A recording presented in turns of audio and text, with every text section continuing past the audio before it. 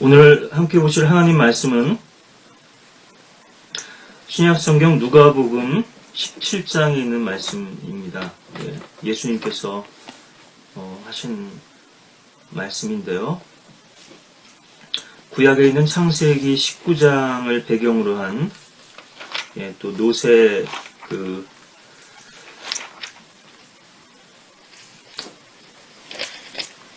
롯에 대한 이야기를 지금 하고 계시죠. 그래서 이 누가복음 17장과 또 창세기 19장 말씀을 우리가 또 서로 이렇게 왔다 갔다 하면서 보게 될 텐데요. 누가복음 17장 26절부터 있는 말씀 같이 보도록 하겠습니다. 지금 재림에 대해서 말씀하시는 그런 대목 중에서요, 제가 이 롯에 대한, 그리고 노아의 날과 롯의 날에 대한 이 대목만 지금 볼 텐데요. 26절입니다. 노아의 날들에 일어났던 것 같이 인자의 날들에도 그러하리라. 노아가 방주에 들어가던 날까지 그들은 먹고 마시고 장가가고 시집가고 하였으나 홍수가 나서 그들을 다 진멸시켰느니라. 그것은 또한 롯의 날들에 일어났던 것과 마찬가지라. 그들은 먹고 마시고 사고 팔고 심고 건축하였으나 롯이 소돔에서 나가던 날 하늘에서 불과 유황이 비오듯 하여 그들 모두를 진멸시켰느니라. 이와 같이 인자가 나타나는 날에도 그러하리라. 그날 낮에 지붕 위에 있는 사람은 집 안에 있는 물건을 가지러 내려가지 말고 들에 있는 사람도 마찬가지로 돌아가지 말아야 할 것이라. 롯의 아내를 기억하라. 누구든지 자기 생명을 구하려고 애쓰면 잃을 것이요 누구든지 자기 생명을 잃으면 보존하리라. 내가 너희에게 말하거니와 그 밤에는 두 사람이 한 침상에 있다가 한 사람은 데려가게 되고 한 사람은 남게 되리라. 두 여인이 함께 맷돌을 갈고 있다가 한 사람은 데려가게 되고 한 사람은 남게 되리라. 또 두 사람이 들에 있는데 한 사람은 데려가게 되고 한 사람은 남게 되리라고 하시니라. 36절까지 있는 말씀을 봤습니다. 32절에 있는 구절이 오늘 말씀 제목인데요. 롯의 아내를 기억하라. 롯의 아내를 기억하라는 말씀입니다. 우리가 이 배경이 되는 창세기 본문 말씀도 좀 보도록 하겠습니다. 창세기 19장인데요.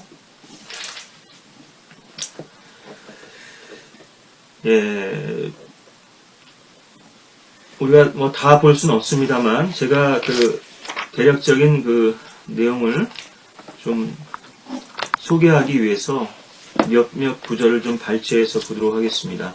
창세기 19장 12절부터 있는 말씀 몇 구절 보고요. 그 사람들이 사람들은 이제 천사들이죠. 두 명인데요. 바로 18장에서 등장한 롯을 먼저 찾아오기 전에 아브라함을 먼저 찾아오셨었죠. 아브라함을 찾아왔던 사람은 세 사람이었는데요. 성경에서 천사는 이렇게 사람과 같은 모습을 가지고 있습니다.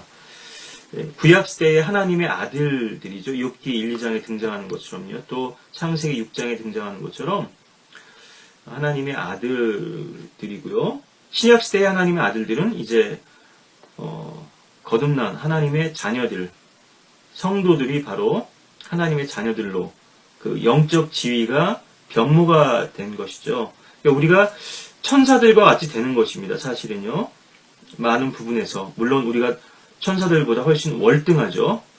히브리서 1장 8절인가요? 거기도 좀 나와 있지만요. 잠시 그 지위가 우리가 지금 낮아져 있지만 천사들이 이제 섬김을 받게 될 텐데요.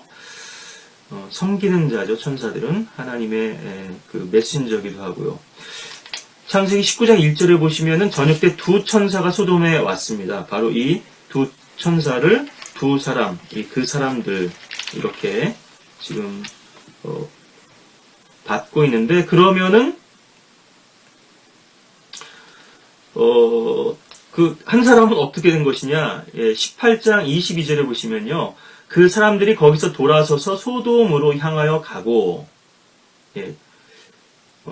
복수니까는 최소한 2명 이상이겠죠? 아브라함은 주 앞에 그대로 서 있더라. 주님께서 두 천사와 함께 이제 아브라함을 방문하신 건데요. 옛날 그 왕조 시대 때 보면은 아뱅을 하죠. 임금이 궐 밖으로 이제 나온단 말이에요. 밤에 시찰을 하기 위해서 낮에도 돌아다니는 경우도 있습니다만은 왕 같은 경우는 또 위험하기도 하고 쉽게 알아볼 수 있으니까 왕자들은 바깥 출입이 좀 자유롭습니다만, 바로 주님께서는 아브라함과 함께 그대로 거기 서 계셨고요. 두 천사만 왔는데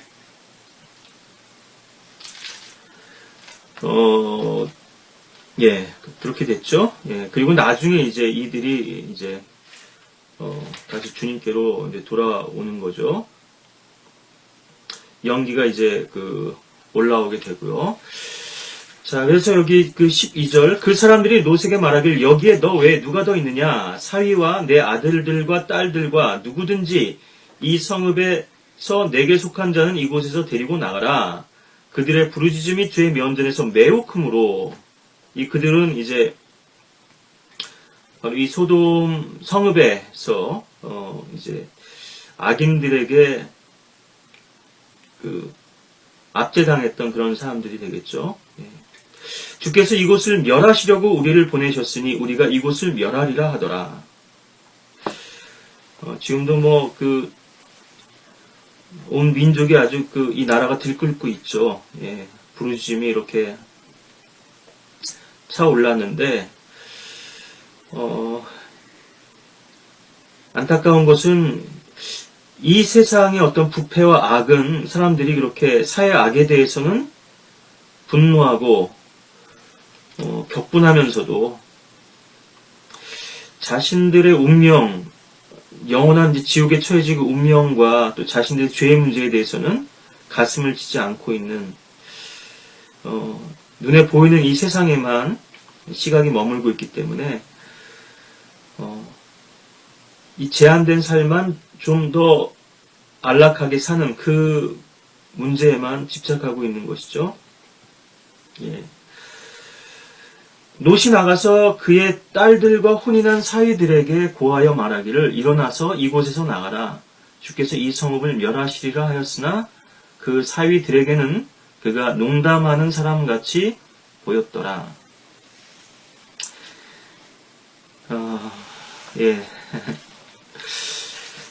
여기 이제 롯의 딸들인데요.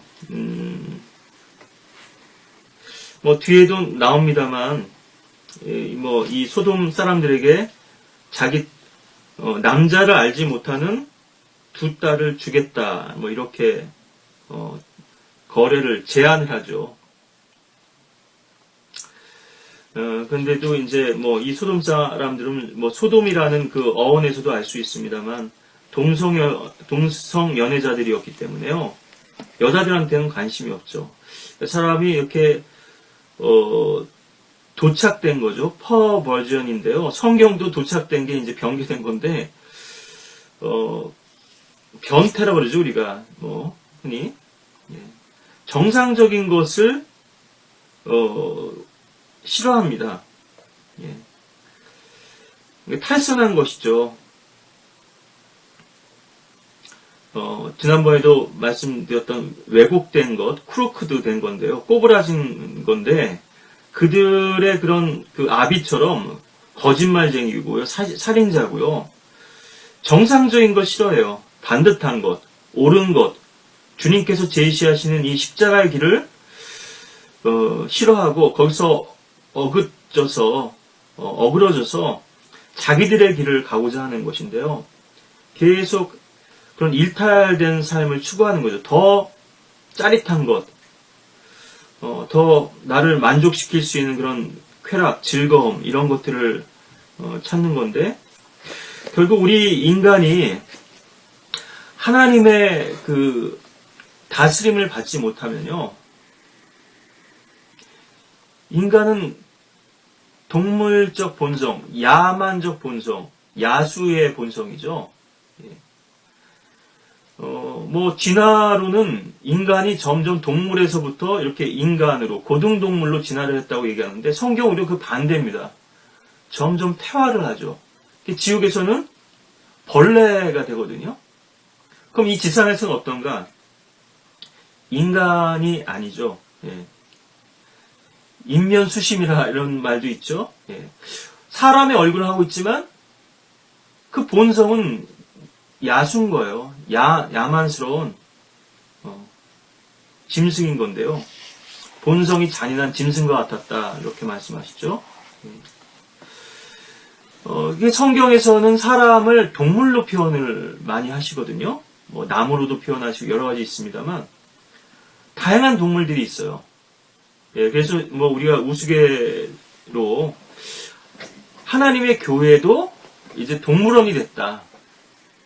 하나님의 교회는 원래 하나님의 어린 양들이 하나님의 어린 양의 피에 의해서 깨끗이 씻겨진 하나님의 어린 양들이 모이는 곳인데, 하나님의 자녀들이 모이는 곳인데요.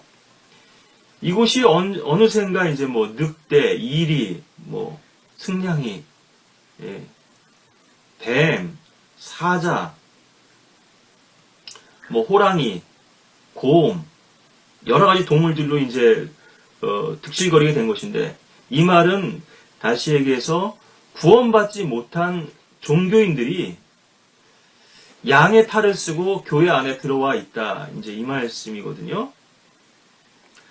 이게 여우라고도 말씀하시기도 하고요. 성경에서는요. 사람을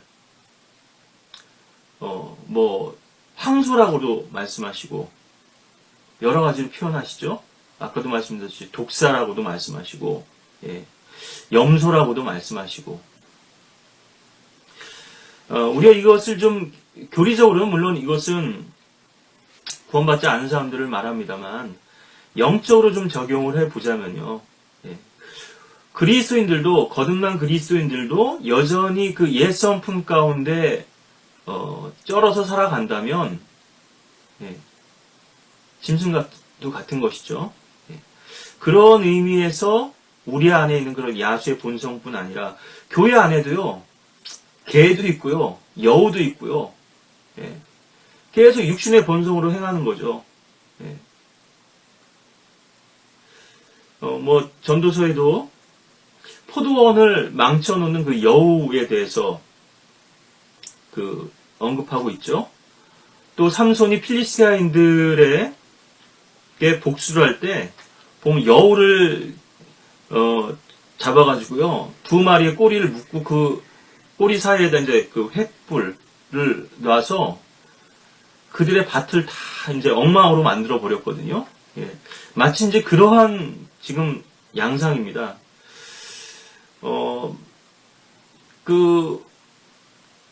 향기름이 있는데, 전도서에도 나오죠. 예. 거기에 똥파리가 하나 빠져보세요. 예.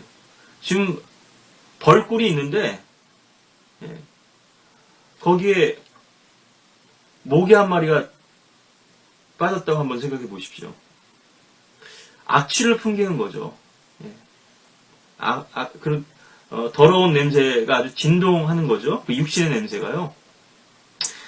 다수의 그 의로운 성도들은 양 같은 성품을 가지고 있거든요. 양보를 합니다. 영적인 사람들은 다 양보를 해요. 아브라함처럼 노새가 다 양보하잖아요. 예. 이삭처럼 그랄에서 온 아비멜렉과 피콜에게 다 양보를 합니다. 예.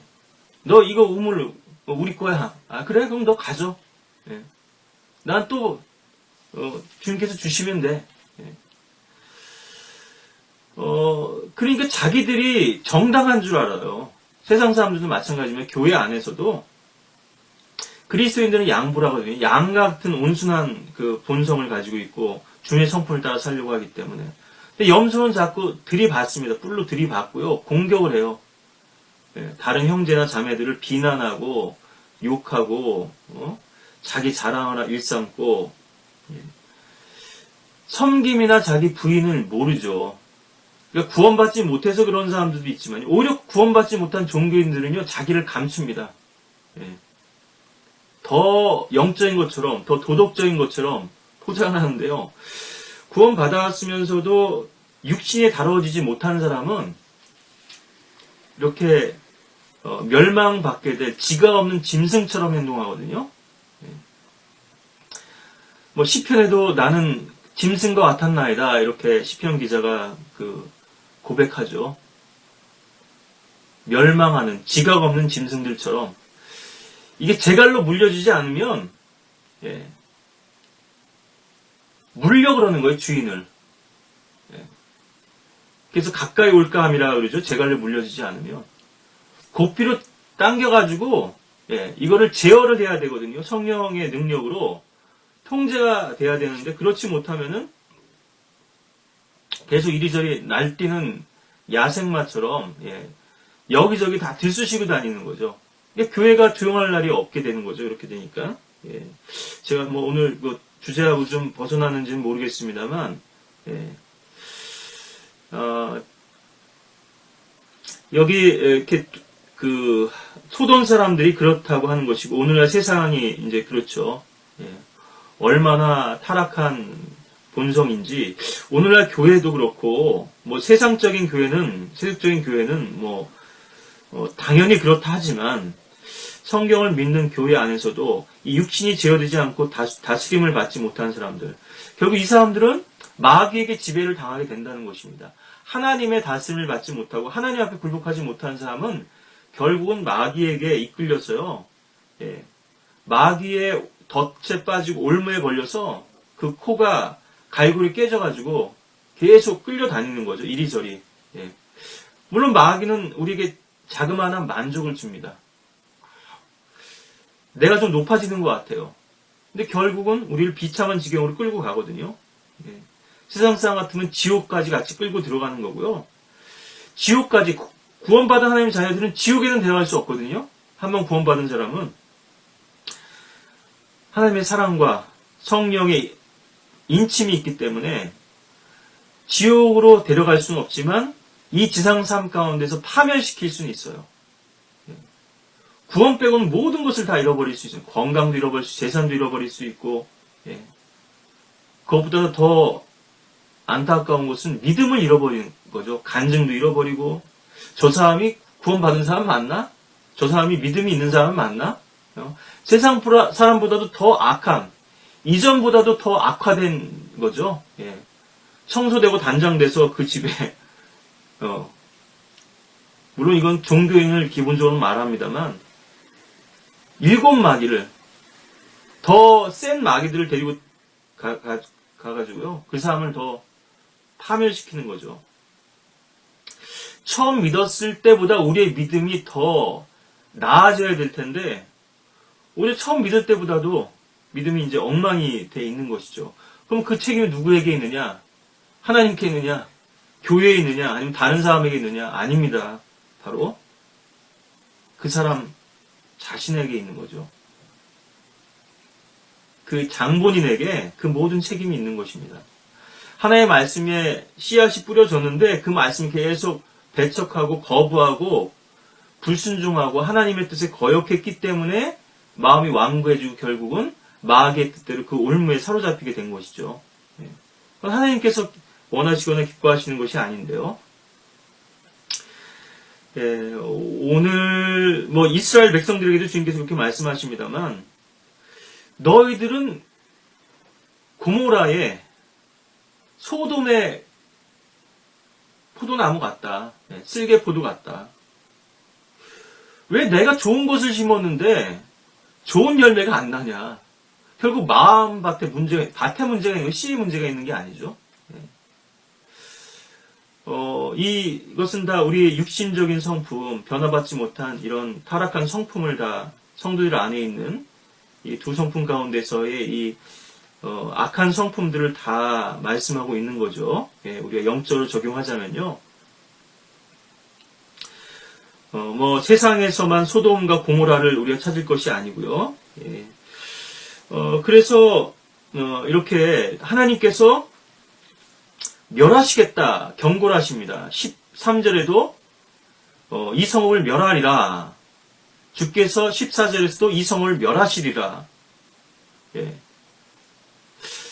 요나서에 보면 요나를 보내시죠. 예. 이 성읍을 멸망시키겠다. 예. 경고를 하시고 회개의 기회를 주십니다. 그런데 이미 롯이 이 성읍에 사는 동안요. 예. 내가 언제 너를 우리의 재판관으로 삼았느냐 그러면서 예. 행패를 부리죠. 예. 지금 롯은 성문에 앉아있거든요. 소돔 성문에 앉아있습니다. 그러니까는 시의원쯤 되는 거예요. 예. 그런데도 받아들이지 않죠. 롯이, 여기 이제 부르짖음도 있죠. 사람들의 부르짖음도 있었고, 13절에. 그것이 잘못이라고, 죄라고, 예. 얘기를 했겠죠. 물론, 롯의 이 설교가, 예. 간증이 없었기 때문에 문제입니다만, 예. 그래도 그렇게, 자네들 그렇게 살면 안 돼. 여보게 젊은이들, 그러면 안 되네. 예. 엘리도 그러죠. 자기 두 자식들을. 예. 아주 따끔하게 책망하지는 못하고요. 그래서는 아니되느니라. 예? 힘이 없어요. 그 말에 힘이 없고 권위도 없고, 예. 뭐 그건 책망도 아니죠. 예, 오늘날 이 롯처럼요. 간증을 잃어버린 그리스도인들도 이 세상을 향해서 아무런 메시지를 전할 수 없어요. 빛과 소금의 역할을 할 수가 없어요. 예. 빛이 아주 희미해요. 오히려 세상 사람들보다도 못해요. 예. 부패를 방지할 수 있는 소금처럼, 예. 소금이 닿으면 쌀해야 되거든요. 따끔따끔해야 되거든요. 이거 뭐 양심의 찔림을 받아야 된다 이거예요. 이렇게 하면 안 되는구나. 예. 근데 전혀 그 소금이 짠맛을 잃어버렸어요. 부패를 방지할 수 있는 기능을 못해요. 간증 있는 삶을 못 사니까요. 그리스도인으로서. 빛의 자녀들로서의 삶을 못 사니까.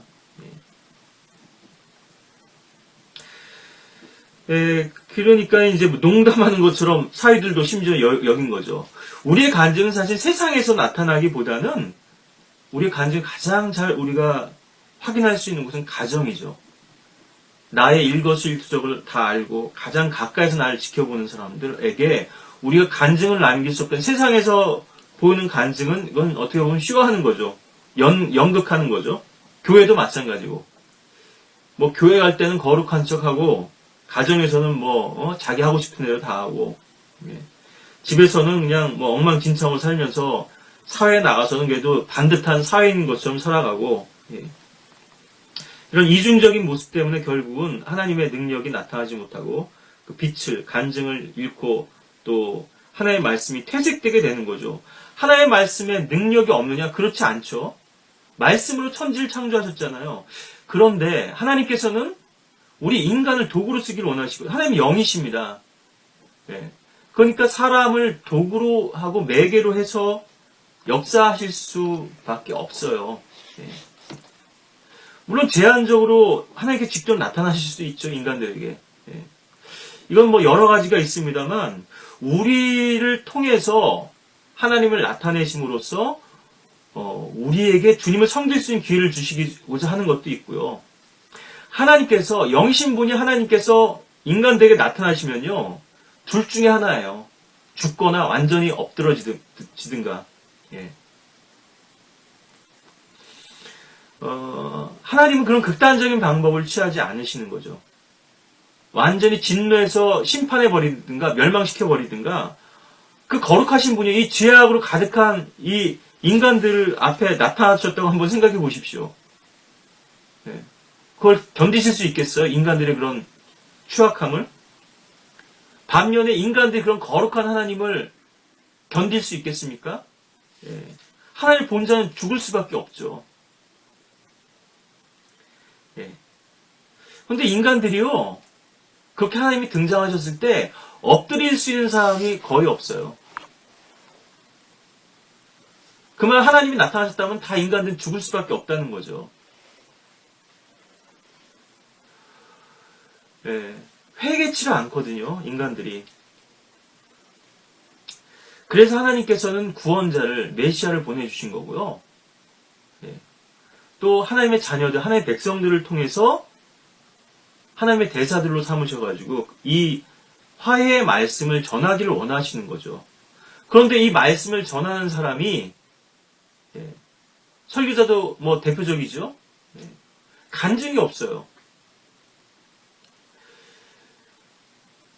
이 간증이 없다는 건 뭐 여러 가지를 얘기할 수 있겠습니다만 반듯한 삶을 살아야 된다. 뭐 그런 것도 되겠죠. 1차적으로는요. 뭐 대부분 세상 목사들은 그렇게도 못 사니까 예. 검소하게 살아갑니다. 예. 청빈한 삶을 살아요. 예. 돈에도 욕심이 없어요. 예. 그리고 하나님의 말씀을 있는 대로 이 진리를 바로 제시합니다. 이것도 참 귀하죠. 이 시대에 그런 뭐 설교자들이나 사역자들도 많지 않으니까요. 그런데 이제 그 다음의 문제는 무엇이냐? 이 진리를 전하는데요. 뭐 에리 프롬의 소유냐 존재냐 이런 뭐 책도 있죠. 상당히 뭐 성경도 인용도 하고 예. 철학적으로 뭐 접근한 거긴 합니다만 두 가지 양상이거든요. 예, 삶이 달라지는 거거든요.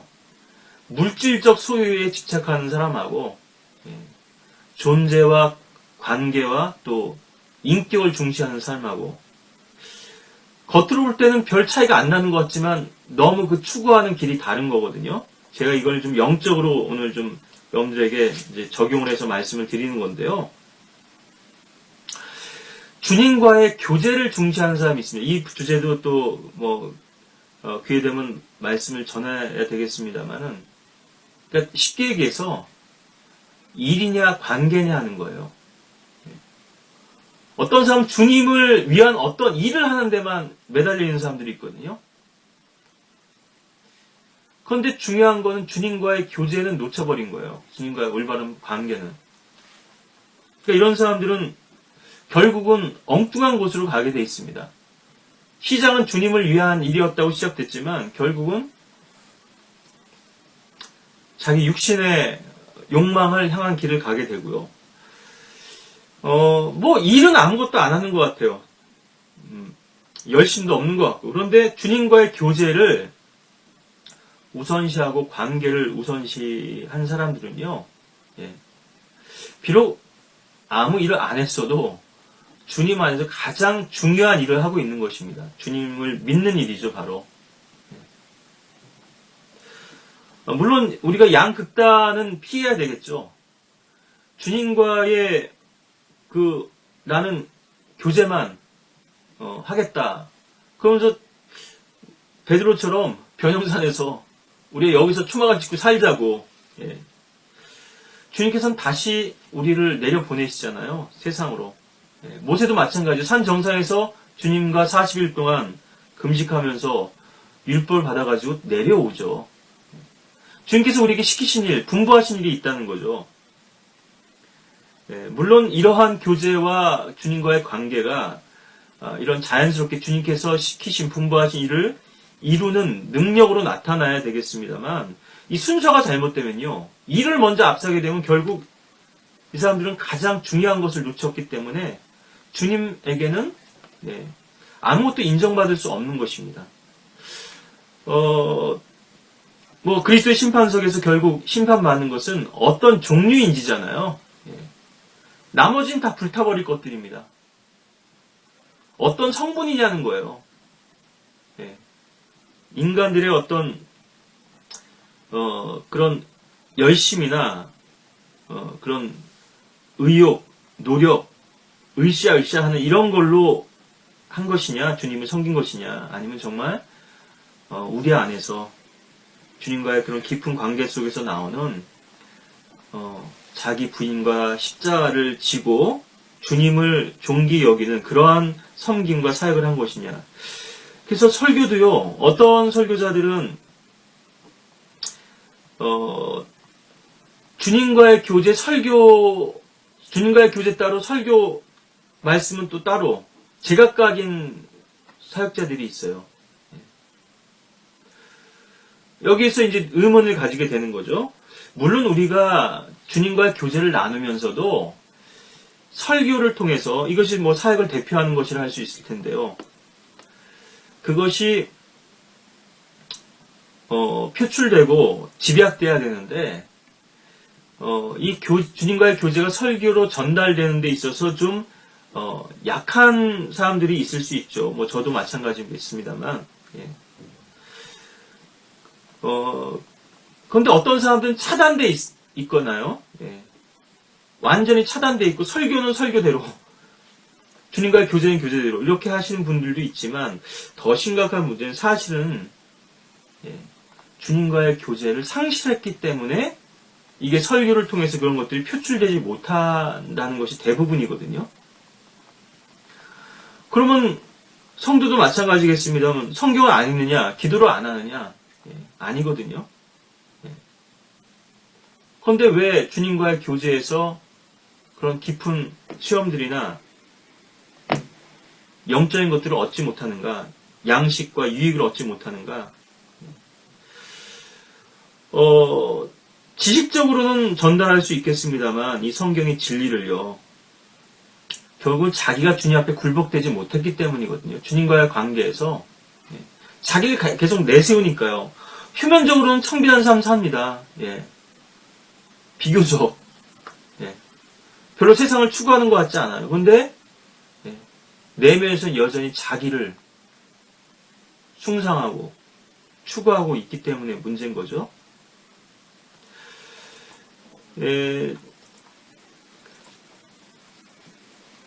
그래서 이것이 결국 우리가 진리 대신 그리스도를 우리가 섬기는 건데요. 이게 진리를 어떤 사실적인 걸로만 생각하는 거예요. 소유의 대상, 어떤 물질적 대상, 우리가 획득하고 얻을 수 있는 기술이라든가, 그것을 지식으로 생각하니까요. 이것을 한번 소유해버리면 끝나거든요. 나 이거 진리의 지식을 다 알았어. 그런데 진리이신 그리스도께서는 또한 인격이십니다. 아까도 소유냐 존재냐 말씀드렸는데요. 인격이라고 하는 것은요. 관계를 맺고요. 그걸 유지 발전시켜 나가는 거거든요. 이 말은 그 관계가 유지됐다가도 다시 퇴보될 수 있다는 거예요. 유지하는 것도 힘들지만 발전시켜 나가야 되잖아요. 진리는 인격이시라니까요. 나는 곧 길이요 진리요 생명이라고 하셨잖아요. 근데 이것을 기록된 말씀의 어떤 지식과 우리가 이성으로 이해할 수 있는 것들로 묶어두니까, 제한하니까 계속 지식적인 교리적인 설교나 그런 설교를 선정할 수밖에 없는 거고요. 혹 영적인 주제를 설교의 본문이나 뭐 주제로 삼았다 하더라도 여전히 주님과의 관계 없이, 체험 없이 그런 것들을 얘기하니까요. 여전히 지식적이죠. 그러니까 이 말은 계속 이 설교가 머리 위로 지나가 버리는 거예요. 성경 말씀 자체는 다 옳은 말씀이죠. 그죠? 성경 말씀을 가지고 설교하는 거니까. 근데 이 말씀이 설교자에게 개인적으로 체험되고 경험되고, 그리고 이 말씀에 순종하고 주님 앞에 굴복되고 엎드려져서 그 말씀을 설교로서 전달하는 사람하고요. 이 말씀은 말씀대로 있고 내 삶은 삶대로 따로 있고, 우리가 영적으로 주님께 헌신하고 순종하면은 이게 영적 부익부이고 빈익빈 현상인데요. 더 주님께 깊이 나아가게 됩니다. 그런데 어떤 한 가지 일에 우리가 주님께 불순종해 보세요. 거역해 보세요. 이 한 가지에 머무는 게 아니에요. 이것이 신앙 전반에 영향을 미쳐서 점점 우리의 마음을 완고하게 만들고 굳어지게 만들고 영적으로 민감해야 될 텐데요. 둔감해지는 거예요. 몰라요. 자기가 왜 이렇게 영적으로 이런 상태에 빠졌는지 자체가 진단이 안 되는 거죠. 자기는 지금 잘하고 있다고 착각하게 되는 거거든요. 이것이 또 다른 하나님의 또 저주이기도 하죠. 하나님 뜻에 불순종하면 감각을 상실해버려요. 자, 오늘 노새의 어떤 그 간증 없는 삶, 또 농담같이 여기게 됐던, 짓밟힌 이 신앙을 얘기하다 보니까 좀 얘기가 좀 벗어나기도 하고 좀 길어졌습니다만, 오늘 또 주제로 좀 돌아와서요. 19장 15절 더 보시면, 아침이 밝아오니, 천사들이 롯을 재촉하며 말하기를 일어나서 내 아내와 여기에 있는 내 두 딸을 데리고 가라. 그래야 내가 성읍의 죄악 속에서 소멸되지 않게 되리라 하더라. 재촉을 하고 있어요. 이게 시간을 좀 줬죠. 왜냐하면 가족들을 다 단속을 해야 되니까. 천사들이 좀 시간을 줬단 말이에요. 그런데 계속 머뭇거리고 있어요. 16절에 롯이 머뭇거리고 있을 때 그 사람들이 그의 손과 그의 아내의 손과 그의 두 딸의 손을 잡았고 주께서 그에게 자비를 베푸시어 그를 인도하여 성읍 밖에 두시니라. 그러니까는 천사들이 양손에 지금 잡았죠. 롯과 롯의 아내 한 사람, 또 한 사람은 두 딸, 딱 네 사람이 됐죠. 그렇게 잡아 끄는 거예요. 잡아 당겨요. 왜냐하면 자꾸 머뭇거려요. 롯의 아내는 두고 온 살림살이들 생각했는지 모르죠. 보석 지금 그런 거 지금 챙길 겨를이 없는데. 지금 미국에서도 우리나라 좀 상황이 안 좋아서 그런지 모르죠. 연례적으로도 한다고 합니다만 자국 국민들 또 여기 한국에 있는 미군 가족들 소개령 그런 훈련을 하죠. 미국으로 미국 국민들을 우선 가까운 일본으로 이렇게 피신시키는 그런 훈련들을 또 하더라고요. 아주 진지하고 심각한 거죠. 전쟁 상황이 벌어지면 바로 안전한 곳으로 대피를 시켜야 되는데 그럼 이런 훈련들이 되어 있는 사람은 필요한 것이 무엇이고 불필요한 것이 무엇인지를 알죠. 내가 챙겨가야 할 것이 무엇이고 자기 생명을 잃게 되는데요. 필요한 거 간단한 것만 챙겨가지고 가야 되는데 이것저것 다 싸질러 가려고 하니까 안 되죠. 그리고 미련이 많은 거죠. 여기 보면은 이제 두 딸만 나왔으니까 사위들이 있었다는 건 결혼한 두 딸이 있었다는 거 아니에요. 이 두 딸은 지금 남자를 알지 못하는 두 딸이고요. 최소한 2명 이상이죠, 딸이. 시집간 딸이요. 거기다가 여기 12절에 보면 아들들도 언급이 돼요. 물론 아들의 실체에 대해서는 우리가 확인은 안 됩니다만 그럼 최소한 딸이 4명 이상이죠. 그 이상일 수도 있고요. 거기다 아들까지 친다면 있었다고 친다면요. 그러니까 평소에 가족들에게도 간증을 남기고 주님 앞에서 의로운 삶을 살았다면 이 소돔 성읍에 거하지도 않았겠죠. 소돔 성읍 들어간 것 자체가 이미 모든 것을 포기한 것이지만요.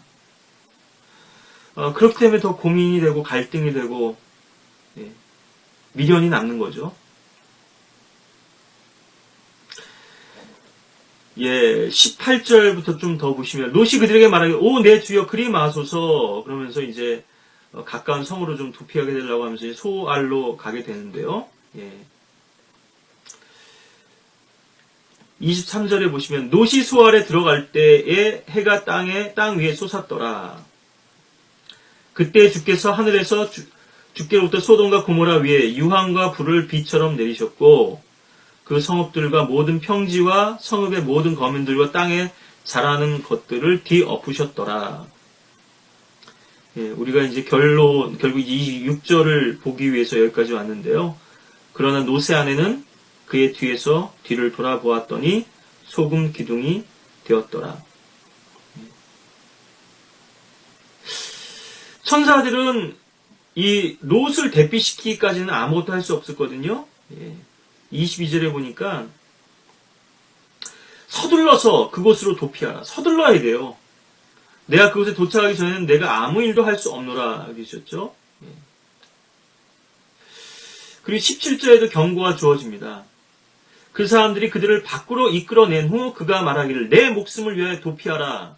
빨리 멀리 피하라는 거거든요. 가능한 한 멀리. 히로시마의 원폭이 투하됐을 때도 그랬죠. 지금 일본에서 지진 나니까 또 해일 피해 때문에 대피를 시켰죠. 1시간도 안 돼가지고 그 총리가 해외에 있었는데요. 지난번에 뭐 후쿠시마 그런 사태가 있어서 그런지 모르겠습니다만 아주 철저하죠. 내 뒤를 돌아보거나 어떤 평지에도 머물지 말고 산으로 도피하라. 그래야 소멸되지 않으리라. 이 소돔은 평지의 성읍이었거든요. 소돔과 고모라, 아드마와 스보임. 사실 소알까지 해서 이 5성읍인데요. 이 소알은 이제 가까우니까 작은 성읍이고, 이곳은 이제 예외로 이제 해 두신 거죠. 그리고서는 이제 뭐 굴 속에 살게 되는데요. 뭐 롯이요. 평지의 성읍들은 아주 살기 좋았던 곳이죠. 아주 도시 문화가 꽃피었던 곳이란 말이에요. 요단 강물도 있고 땅도 좋고 비옥하고. 그러니까 이 소돔은요. 이렇게 풍부한 물산과 물질, 결국 인간이 풍요롭게 되면 어떻게 되느냐? 시간이 남잖아요? 열심히 일 안 해도 먹고 살 수 있단 말이에요. 불로소득이죠. 이 시간을 하나님을 찾는 데 쓰는 게 아니라 결국은 죄를 짓는 데 쓰는 거죠. 어떻게 하면 더 짜릿하고 즐거운 게 없을까? 뭐 도박, 마약, 이런 데 다 탐닉하게 되는 거죠. 그런 평지에 머물지 말고 도피하라 이렇게 하시는데요. 자, 이 롯의 아내는 결국 뒤를 돌아보다가 소금 기둥이 되고 말았는데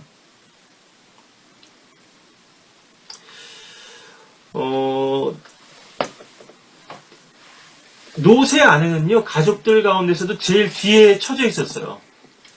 천사들이 끌고 나오죠. 끌고 나왔고, 이젠 천사들이 더 이상 끌고 가지 않습니다. 일단 성읍 밖으로 이끌어낸 다음부터는 이제 내 힘으로, 내 의지로 가야 돼요. 내 자력으로. 이 가족들이 이제 내 가족이 롯과 롯의 아내와 두 딸이 이제 가는데 롯의 아내는 제일 뒤에 처져 있었다는 거죠.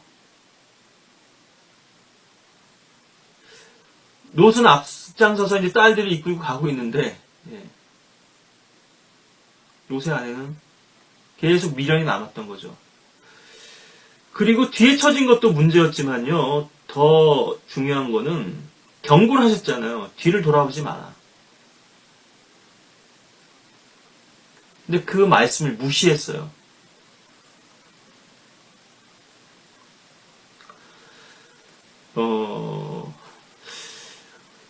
우리가 영적으로 주님하고 밀착된 삶을 살지 못하고요. 멀찍이서 지난번에 베드로도 보고 마음의 거리에서 지금 손은 잡고 가고 있어요. 남편의 손은 잡고 가고 있는데 마음은 소돔에 두고 온 거죠. 이스라엘 백성들도 아말렉이 칠 때 보면요. 내 뒤에 처진 연약한 자들을 맨 뒤쪽에서 쳤다 이렇게 말씀하시거든요. 신명기 25장 18절에서. 뭐 당연히 아말렉은 연약한 자를 공격하겠죠. 무리 가운데서 떨어져 있고 외톨이가 돼 있고 지금 병들어 있거나 연약한 자를 공격하겠죠. 하나님의 교회 안에서도요. 믿음 좋은 사람을 건드리지 않겠죠. 물론 요처럼 표본적으로 그렇게 타겟으로 삼는 경우도 있습니다만 이건 예외적인 경우. 일반적으로는 쉬운 상대를 먹잇감으로 삼습니다. 마귀의 측면에서는 그렇지만요. 연약한 자의 측면에서 봤을 때는 왜 연약한 위치에 있게 됐느냐는 거죠. 그리고 왜 맨 뒤에 처져 있게 됐느냐. 예배 드릴 때도 보면 어떤 사람들은 맨날 앞자리에 나가서 예배를 드려요. 공부할 때도 선생님 가까운, 칠판 가까운 데서 말씀도 잘 들리고 칠판 글씨도 잘 보이는 곳에서 공부를 하려고 하는 학생들이 사실은 의욕이 넘치는 거죠. 그런 학생들이 아무래도 공부를 더 잘하겠죠. 근데 어떤 친구들은 맨날 뒷자리를 선호해요. 뭐 뒤에서 장난질 치거나 선생님 눈을 좀 피하고 싶은 거거든요. 두려운 거거든요. 이게 공부에 관심이 없다는 거죠. 어떻게든 지금 시간은 때워야 되겠는데 교회에서도 맨날 뒷자리를 선호하시는 분들도 있어요. 물론 이거는 어떤 습관적인 건데요. 뒷자리에 앉았다고 해서 마음의 거리도 뭐냐 이렇게 단정 지을 수는 없겠지만 대부분의 경우는 그렇더라는 거죠. 뭔가 마음이 좀 꺼리고 회피되고 하니까 자꾸 멀리 뒤에 처지고 이렇게 되는 건데요. 요새 안에도 그랬죠. 그래서 사실은 지도자들은 그 앞에서도 끌지만요 뒤에서도 미는 거거든요.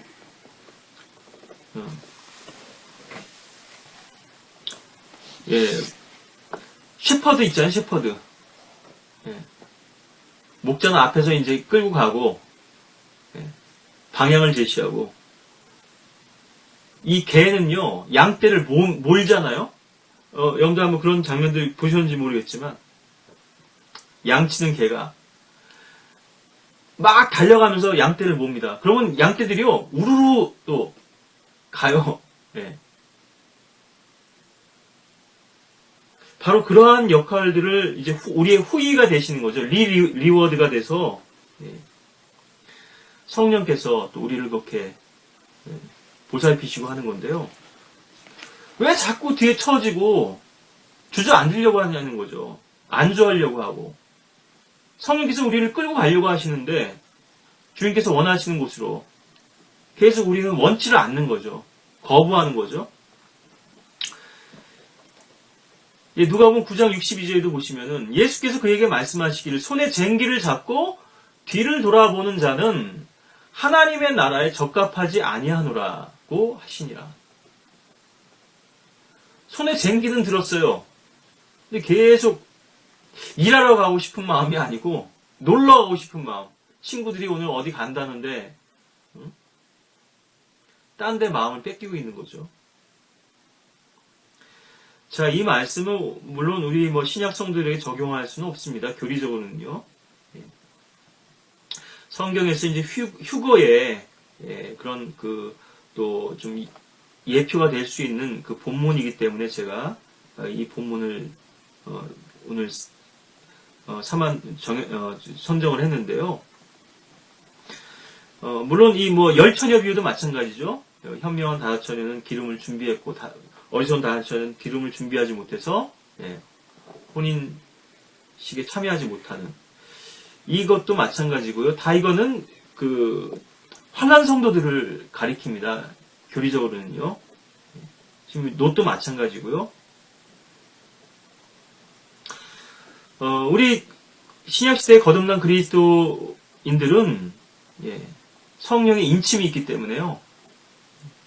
이따가 이제 그 구절도 우리가 신약에서 더 확인해서 보겠습니다만, 우리의 의지와 상관없이요, 끌려 올라가는 거죠.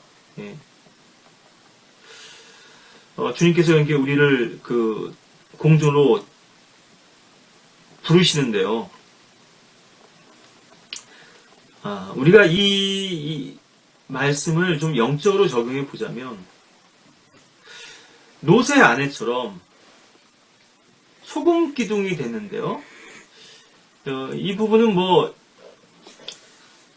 우리가 여러 가지를 시사할 수 있겠습니다만, 이 소돔과 고모라는 사실상 지옥을 우리에게 보여주는 거거든요. 지옥 불못. 예루살렘 그 남서쪽에도 보면 흰놈의 아들의 골짜기라고요. 쓰레기 소각장이 있었거든요. 게헨나라고 뭐 헬라어로는 그렇게 또 부릅니다만, 사람들이 지옥이 어떤 곳인지를 모르니까 바로 계속 쓰레기 태우는 저런 곳이다. 이렇게 주님께서 이제 쉽게 제시를 하신 거죠. 그리고 천년왕국 때는 실제적으로 그곳이 이제 그 불못이 될 것이고요. 이 지하 땅속에도 지금 지옥이 있죠. 헬이 있고요. 천년왕국 때도 그렇게 즉결 심판 장소로서의 불못이 있을 것이고, 그리고 이 우주의 불못이 있죠.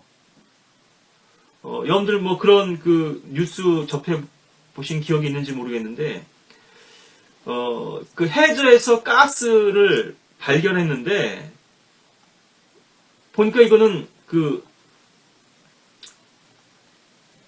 제가 뭐 지식이 짧아서 잘 표현을 못 하겠는데, 마이너스 뭐 몇백 도가 되는 그런 온도로 그 가스가 얼어 있다, 이렇게, 응결되어 있다, 이렇게 하더라고요. 그런데 거기서도 불꽃이 이렇게 일어나요. 그러니까 아주 뜨거워도 불꽃이 일어나지만, 그런 해저 가스가 있다는 거를. 그런데 이제 이것이, 우리 단층이 붕괴될 우려가 있어서 개발을 못하고 있다, 뭐 이런 뉴스를, 제가 몇 년 전에 접한 적이 있는데요. 우리나라, 해저에. 이 우주에도 불못이 있거든요. 그래서 우리가 창공 위의 물과 창공 아래의 물로 나뉘어졌잖아요. 이것이 우리가 지상에서 대기권 위에 있는 어떤 구름층하고 이 지금 지표면에 있는 이 물, 해수라든가 담수라든가 이런 걸 얘기하는 게 아니고요. 창공은 우주잖아요. 우주에 그 공간이 지금 펼쳐져 있는 건데요. 퍼머먼트라 이렇게 돼 있죠. 그래서 개혁성경에는 궁창이다, 이렇게 활처럼 이렇게 좀 휘어졌다, 이렇게 해서 이제 궁창이라고도 표현을 하는데, 지금 첫째 하늘은 우리가 대기권이고, 둘째 하늘은 해와 달과 별들이 있는 곳이죠. 바로 이 둘째 하늘 위에도 물층이 있고요. 이것이 절대 영도 K로 얼어 있거든요. 마이너스 273도로. 그리고 이 아래에도 또 그 물층이 있습니다. 바로 이곳이죠. 거기에 이제 아래에 있는, 창공 아래에 있는 물에, 그것이 얼어 있는데, 거기에 이제 영원한 불못, Lake of Fire, 거기서 고통을 당하는 것이에요. 그래서 이 불꽃이 온도가 높아지면 검어진다고 그러잖아요. 흑암 가운데서. 온도에 따라서 불꽃의 색깔이 달라지죠. 노란 불빛, 빨간 불빛, 나중엔 뭐 파란 불빛, 이렇게 불꽃이 달라지는데요. 정전된 것처럼 실 같은 암흑 속에서 그 불꽃 가운데서 누가복음 16장에서 우리 부자 나사로도 봤지만요. 고통을 당하는 것입니다. 마가복음 9장에서 보면 4절, 6절, 8절 이렇게 쭉 다 나오죠. 그곳에는 그들의 벌레도 죽지 않고 불도 꺼지지 아니하느니라, 이렇게 이 표현이 3번 반복되는데, 내 눈이 너를 실족해 하거든. 47절부터입니다. 뽑아버리라. 두 눈을 가지고 지옥불에 던져지는 것이 것보다는 한 눈으로 하나님의 나라에 들어가는 것이 더 나으니라. 그곳에는 그들의 벌레도 죽지 않고 불도 꺼지지 아니하느니라. 모든 사람이, 49절인데요. 불로 소금 치듯함을 받을 것이며 모든 재물이 소금으로 소금 치듯함을 받으리라. 이 롯의 아내가 소금 기둥이 되었다고 하는 것은 바로 소돔과 같이 지금 지옥의 형벌을, 하나님의 진노와 불과 유황이 지금 쏟아지잖아요. 여러분들 유황 냄새 아시죠? 계란쌀국 냄새 같은 뭐 유황 온천도 있잖아요. 이 지하에 실제하는 곳이죠. 지옥이라고 하는 것은요. 그런 고약한 냄새도 나고. 우리나라 염전은 그 바닷물을 가둬가지고 이렇게 증발시켜서 만든 염전이지만, 이렇게 그런 외국들 보면은요, 땅에도 이제 염전이 있죠. 땅에서 나는 소금이 있고, 또 호수 같은 데서도 밑에 있는 그 소금을 걷어내가지고 이렇게 그걸 소금 덩어리를 건져내가지고 그렇게 해서 또 소금을 또 채취하는 것도 이제 봤는데요.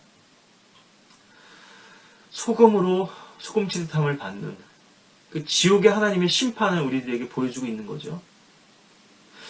자, 환난 성도는요 행위가 필요합니다. 아까 자력 제가 말씀드렸는데요. 어느 정도는 끌어오실 수 있어요. 구약 성도들도 마찬가지죠. 우리는 신약 성도들이 일단 한번 구원 받았다면 우리 의지와 상관없이 끌려 올라가지만요. 환난 성도들은 믿음만이 아니라 행위가 필요하다 이거죠. 지금 이것을 우리가 우리 시대 성도들에게 교리적으로 적용할 수는 없습니다만 그리스도의 심판적에서 많은 것들이 불타버리겠죠. 남는 게 없을 겁니다. 세상을 위해서 살았던 사람, 세상에 미련두고 있는 사람들. 우리 신약에서 이제 몇 구절만 보면서 이 말씀을 좀 정리했으면 좋겠는데요. 그리고 제가 휴거에 대한 그 긴박성과 또 이것이 얼마나 심각한 상황인지를 좀 더 설명드리면서 이 말씀을 마치기를 원하는데, 고린도전서 7장에 보시면 29절에 형제들아 내가 이것을 말하노니 때가 얼마 남지 않았으니 얼마 안 남았어요. 보십시오. 세상이 소망이 없죠. 하나님께서 회개하기를 원하시는데, 구주를 발견하기 원하시는데, 인간들에게 이런 재난과 비극을 주시는 거, 이 세상에 살만한 데가 못 되다고 하는 것을 알려주시고, 주님께서 마련하신 더 좋은 곳으로 너희들이 거처를 옮겨야 된다고 이렇게 말씀하시는데요. 전 잘 모르겠습니다만, 해운대에 있는 LCT인가요? 고층 빌딩, 타워 팰리스, 이런 데 입주하는 것만 사람들이 관심을 가지고 있으니까요.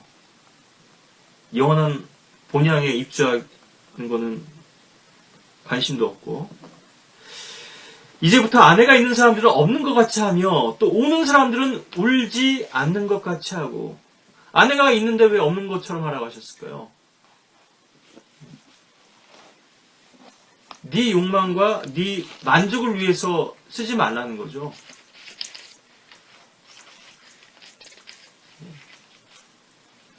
기뻐하는 사람들은 기뻐하지 않는 것 같이 하며, 또 물건을 사는 사람들은 소유하지 않은 것 같이 하나. 지금 블랙 프라이데이인가요? 뭐죠? 예, 맞죠? 블랙 프라이데이 맞죠? 예. 추수감사절 다음날, 세일하는 걸 시발로 해가지고, 이제, 그동안 적자였던 상점들이 흑자로 돌아선다고 해서 블랙 프라이데이인 걸로 아는데요. 지금 난리 났죠. 지금 LG 텔레비전 사려고, 브라질에서도, 그러고. 그런 것들을 너희들의 욕망이나 만족을 위해서 쓰지 말라는 거죠. 아까도 소유와 존재 말씀드렸지만, 우리에게는 소유 개념이 아니잖아요. 누리는 거죠, 삶을. 더 많이 가지고 쟁이고 집착하고 쌓아놓고, 통장에 넣어놓고, 이게 아니라, 주님 안에서 얼마나 풍성을 누리고 있느냐 하는 거 아니겠어요? 만유의 주제이신 분을 우리가 아버지로 섬기는데요. 주로 섬기고. 그리고 이 세상을 이용하는 자들은 다 이용하지 못할 것처럼 하라. 이는 이 세상의 형체가 사라져 감이라. 점점 희미해져 가는 건데요.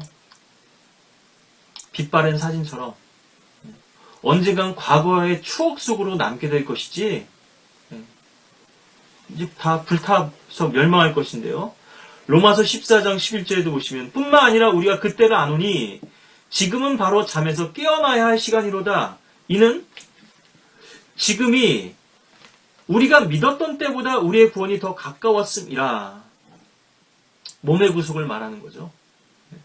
어제보다는 오늘보다는 내일이 주님 오실 날이 더 가까운 거죠. 우리가 이 세상을 떠나, 이 장막집을 떠날 날이 가까운 거죠. 밤이 많이 지났고 낮이 가까웠느니라. 그러므로 어둠의 행위를 벗어버리고 빛의 갑옷을 입자.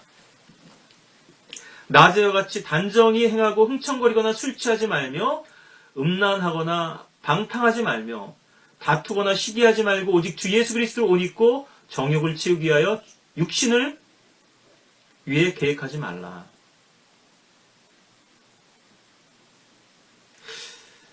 밤이 지났고 이제 낮이 가까웠습니다. 아침이 밝아왔죠.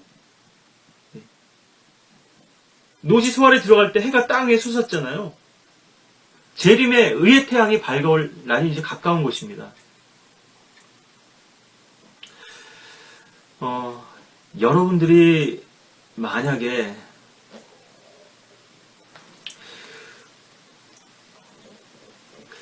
공허함을 느끼지 못한다면요. 예.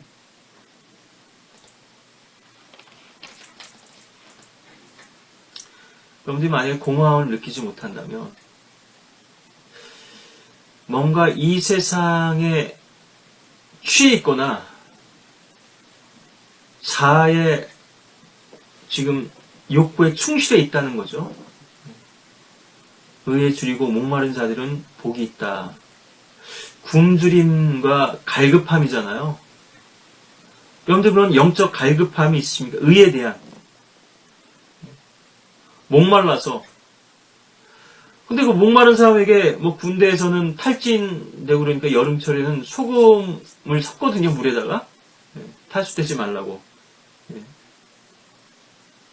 소금물을 마시면요, 더 갈증이 나요. 이 세상에서는 그리스도인들도 세상에 소금의 역할로서 짠맛, 부패를 방지하고 양심에 찔림을 주는 역할을 해야 되겠지만요. 세상도 우리에 대해 마찬가지입니다. 나도 세상에 대해 못 박혔고 세상도 나에 대해 십자가에 못 박히고 세상은 우리에게 만족을 줄 수가 없어요.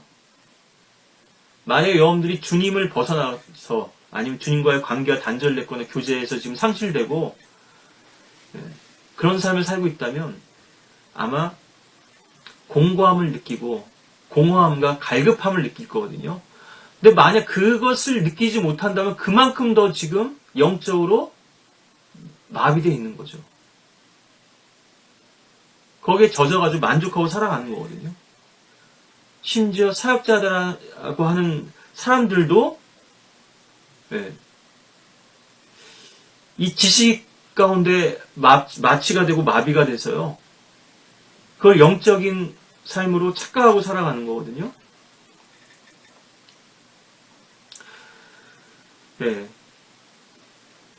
여러분들이 이 세상에서 만족할 수 없다는 것을 깨닫기까지 얼마나 많은 시간들을 낭비하고 허비하는지.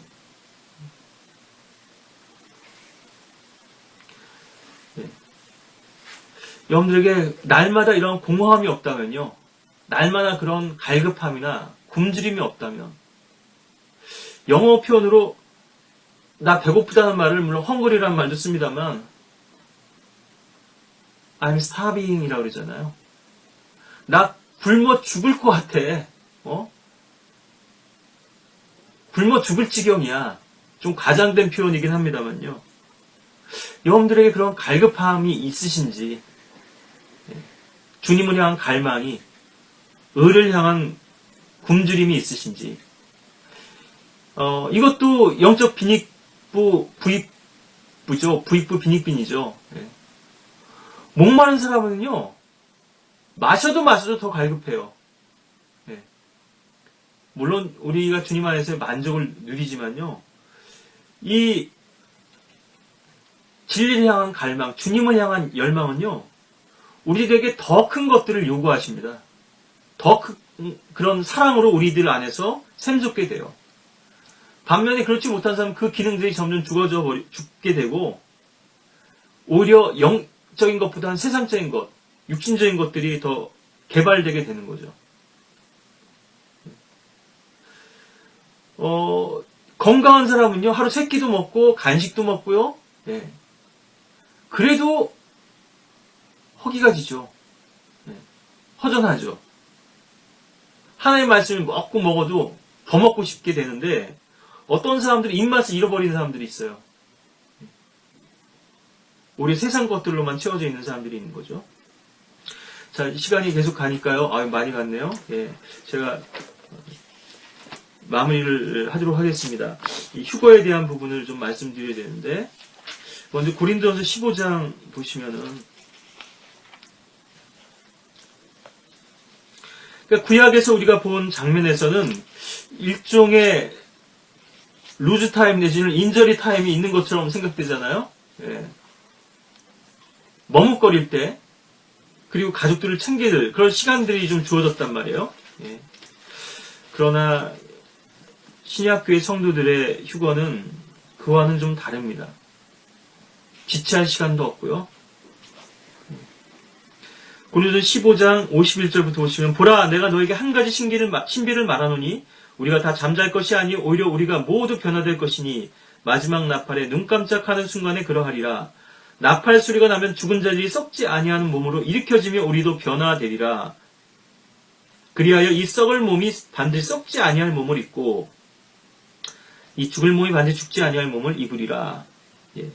제가 50절 한 구절 더 보겠습니다. 그러나 형제들아, 이제 내가 이것을 말하노니 혈과 육은 하나님의 나라를 상속받을 수 없으며 썩을 것은 썩지 아니하는 것을 상속받을 수 없느니라. 예. 이 혈과 육으로는 하나님 나라에 들어갈 수 없어요. 예.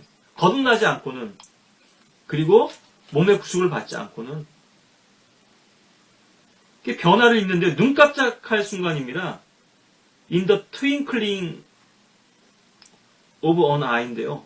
눈을 깜빡일 순간, 0.3초가 될까요? 몇 초가 될까요? 순식간에 변화되고, 예, 우리가 들려 올라가는 건데요. 여기서 이제 변화되는 장면만 나오죠. 예. 우리 데살로니가서에 있는 말씀 한 구절 더 보고요. 제가 이 휴거에 대한 장면만 좀 더 말씀드리고, 예, 오늘 이 말씀을 좀 정리하겠습니다. 데살로니가전서 4장이죠. 예. 5절부터 보겠습니다. 우리가 주의 말씀으로 너에게 이것을 말하노니 주께서 오실 때까지 살아남아있는 우리가 잠들어 있는 자들보다 결단코 앞서지 못하리라. 주께서 호령과 천사장의 음성과 하나님의 나팔소리와 함께 하늘로부터 친히 내려오시리니, 그러면 그리스도 안에서 죽은 자들이 먼저 일어나고, 그리고 나서 살아남아있는 우리도 공중에서 주와 만나기 위하여 그들과 함께 구름 속으로 끌려 올라가리니, 그리하여 우리가 영원히 주와 함께 있으리라. 예, 끌려 올라가리라. 코트업 되는 건데요. 독수리가 마치 먹잇감을 낚아채서 올라가듯이, 도둑이 마치 보석을 훔쳐가지고 다안하듯이요. 느긋하게 다안하는 사람이 있어요? 예. 빨리 곳을 탈출하려고 그러겠죠. 이건 우리의 힘으로 올라가는 게 아니죠. 끌려 올라가는 건데요. 변화도 되고 순식간에 공중으로 끌려 올라가고, 마지막 나팔이라고 고린도전서 15장 52절에는 이렇게 말씀하시고요. 예, 여기는 이제 나팔이고요. 예. 트럼펫이 있고 트럼프가 있죠. 예, 차이가 조금 있는데요. 계시록에 나오는 7 나팔하고 여기 이제 나팔 소리 하고는 좀 이제 다르죠. 예. 나팔이 울리는 소리가 이제 나팔 소리인데요.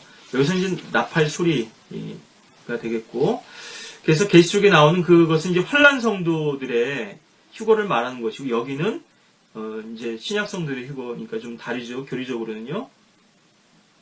여기도 나팔 소리와 그렇게 돼 있죠. 데살로니가전서 4장 16절에서 나팔 소리고, 고린도전서 15장 52절도 마지막 나팔이 부는 나팔 소리인데요. 예. 이거는 일곱 나팔하고는 좀 다르다는 것을 좀 여러분들이 구분하시고, 자, 오늘 본문으로 다시 돌아오시면 누가복음 17장 34절부터 36절에 그 밤에 두 사람이 한 침상에 있다가 한 사람은 데려가게 되고 한 사람은 남게 되리라. 두 여인이 함께 맷돌을 갈고 있다가 한 사람은 데려가게 되고 한 사람은 남게 되리라. 또 두 사람이 들에 있는데 한 사람은 데려가게 되고 한 사람은 남게 되리라. 한쪽은 밤이고 한쪽은 또 낮이죠. 예, 쥐가 동물 가는 것도 뭐 이렇게 주님께서 오실 때 동시에 밤과 낮이 있으니까요. 과학적으로 또 우리가 증거하는 구절이 되겠습니다만,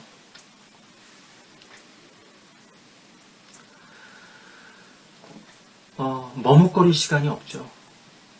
주부들이 가족을 위해서 맛있는 음식을 하다가 만약에 주님께서 오신다면 어떻게 되겠습니까? 아, 이거 거의 다 했는데 이거 상만 차리면 되는데 그럴 여유가 없어요.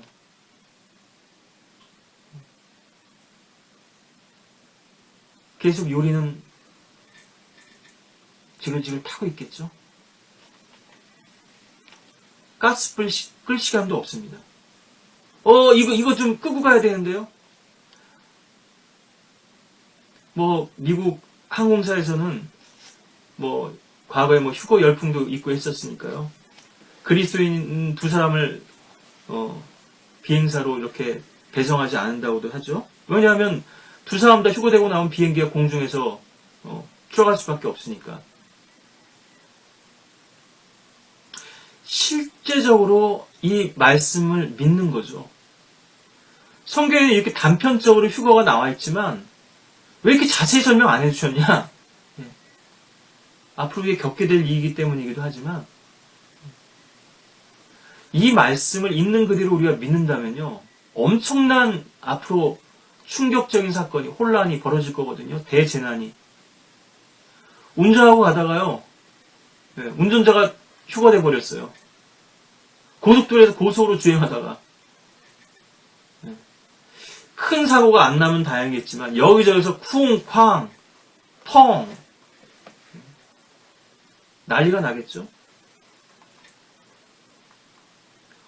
얼마나 많은 상황들이 있겠습니까? 어떤 사람이 그리스도인을 죽이려고 하는 상황이었는데 만약에 휴거가 됐어요. 갑자기 사라져버린 거예요. 내가 죽이려고 했던 사람이. 안타까운 것은 만약에 우리 그리스도인들이 죄를 짓다가 부끄러운 짓을 하다가 주님께 발견된다면 끌려 올라갔는데 와봤더니 공중에 주님 면전에 서 있단 말이에요. 얼마나 부끄럽겠어요. 그리스도의 심판석 이전에 얼마나 현행범 아니겠어요? 현행범. 우리가 그런 주님의 재림을 사모하며 산다는 건요. 의의 멸관이 주어져 있죠.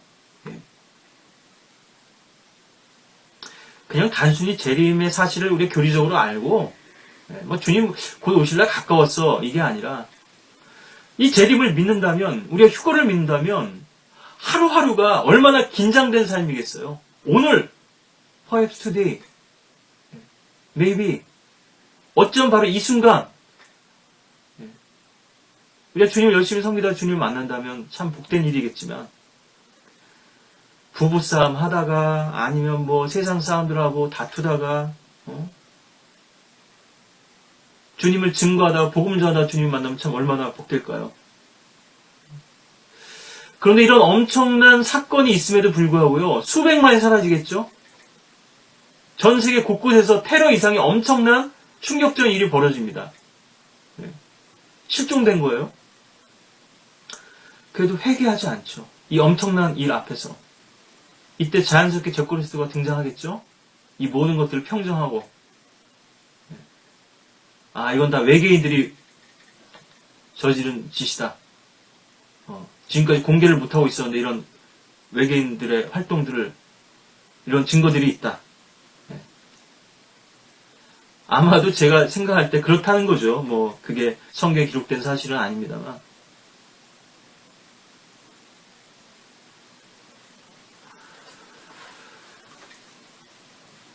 지금 이 순간 주님은 오실 수 있죠. 저는 그런 생각을 했습니다. 이 말씀을 준비하게 된 이유는요. 세상이 너무 혼란스럽죠? 소망이 없습니다. 희망이 없는 세상이에요. 아, 주님께서 정말 빨리 오셔야 되겠다.